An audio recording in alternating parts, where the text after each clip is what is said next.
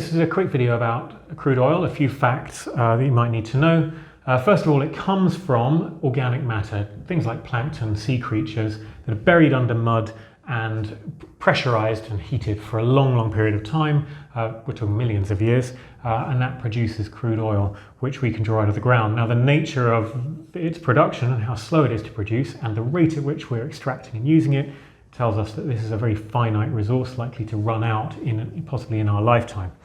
Now, it consists of a mixture of many hydrocarbons. Generally, they're alkanes, that is, molecules with carbon and hydrogen only, and that are built with this ratio of for every carbon there are two hydrogens plus two. CN2N plus H2N plus 2 is the formula for alkanes.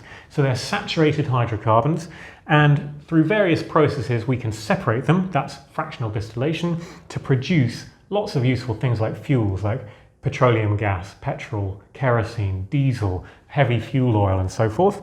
And those fractions can also be processed to make chemicals that we use in modern life, among which are plastics. So it's an important feedstock for a lot of chemicals and fuels and plastics that we need in life.